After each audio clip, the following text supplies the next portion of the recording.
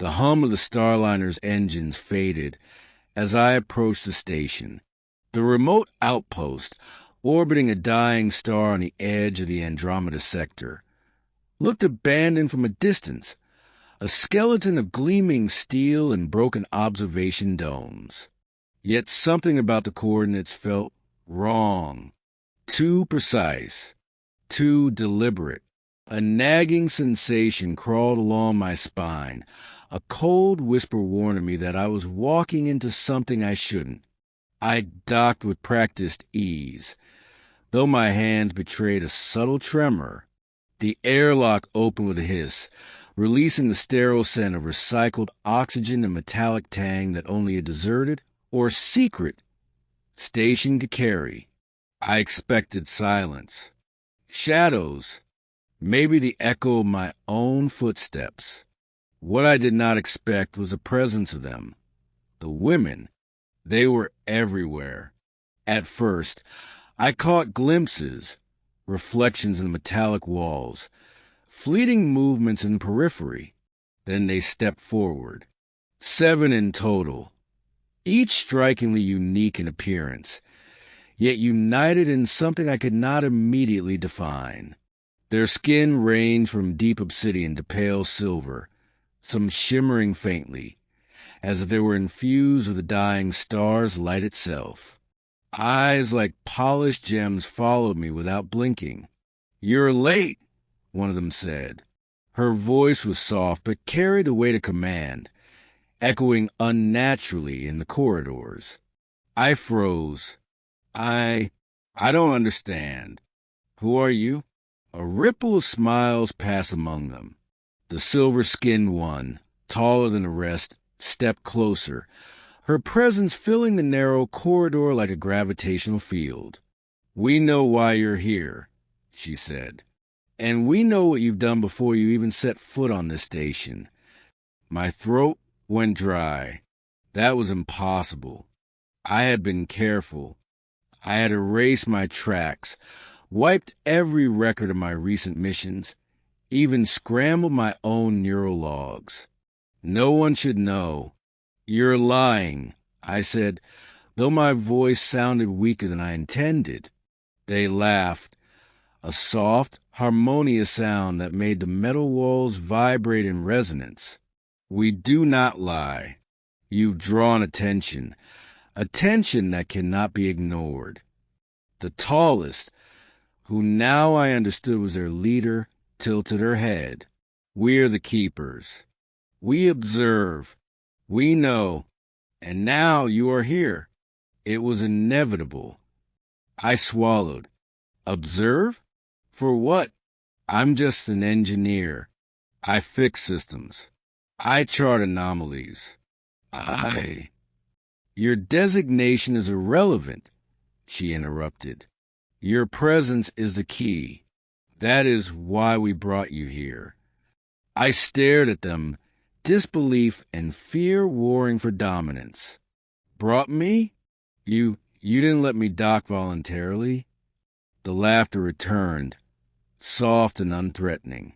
Yet in their movements, the way they closed in around me without seeming to move, there was an undeniable power.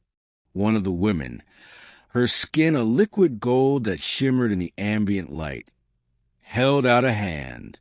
"You're safe for now, but you cannot leave until we understand why you've crossed the lines you've crossed."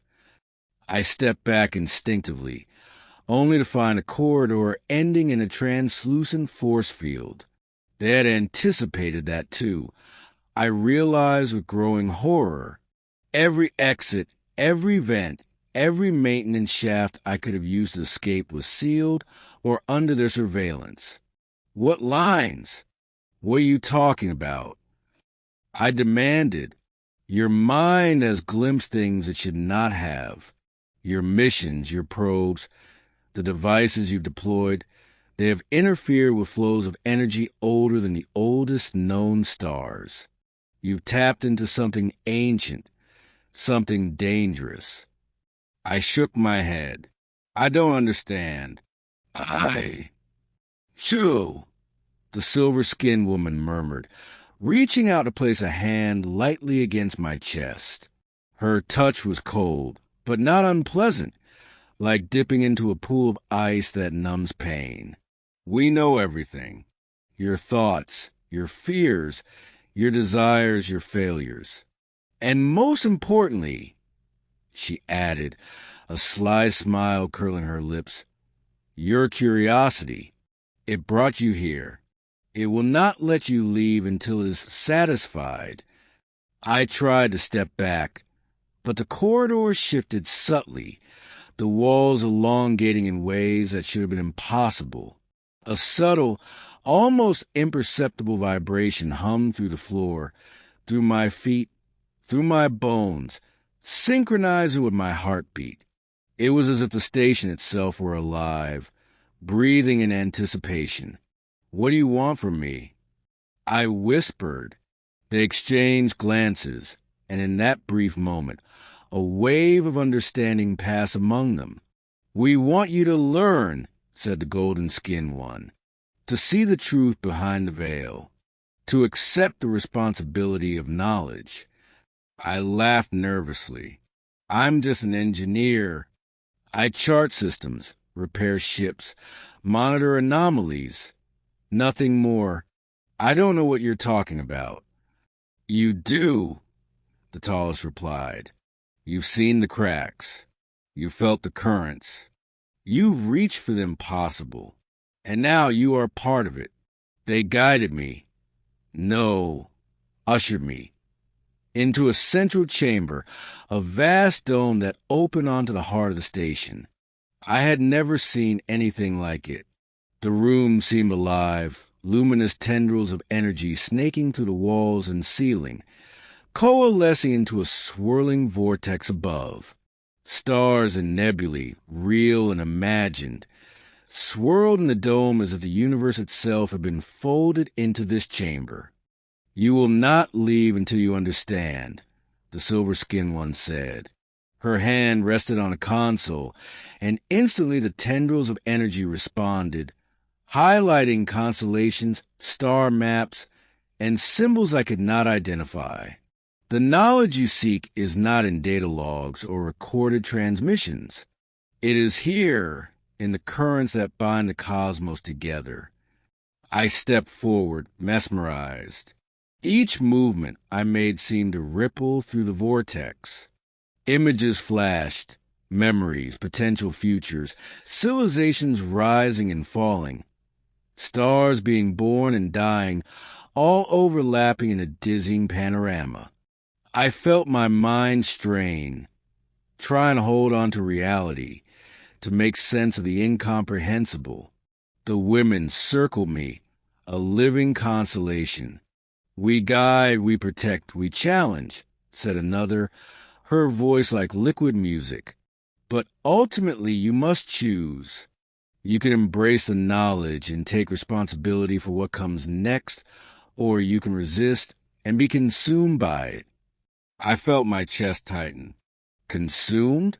By what? The currents of the universe.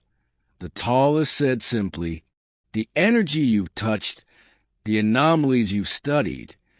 They are sentient in ways humans cannot yet comprehend. They observe, they respond, and they judge. You've awakened them. And now, you must either rise to the occasion or be erased. The room pulsed with light. Stars bled into each other, forming spirals and grids, intricate patterns that made my head spin. For a brief moment, I glimpsed the true scale of everything, the countless threads of life, energy, and time that interconnected all existence. My own presence felt insignificant, yet essential. I don't know if I can, I stammered. You can, the silver-skinned one said, because you already have. She reached out, her hand grazing my temple. A surge of information shot through my mind, overwhelming yet exhilarating. I saw equations that weren't equations, patterns that weren't patterns, and connections that defied logic. They chose you, whispered the gold-skinned one. They always do. The currents select those curious, brave, and willing to bear the burden of knowledge. I staggered, trying to process what had been unleashed within me. The vortex above seemed to pulse in sympathy with my emotions. The women watched, serene yet expectant, waiting for me to accept, to decide. And slowly, painfully, I understood. I was no longer just an engineer. I was a conduit, a bridge between the ordinary and the extraordinary, between the known and the incomprehensible.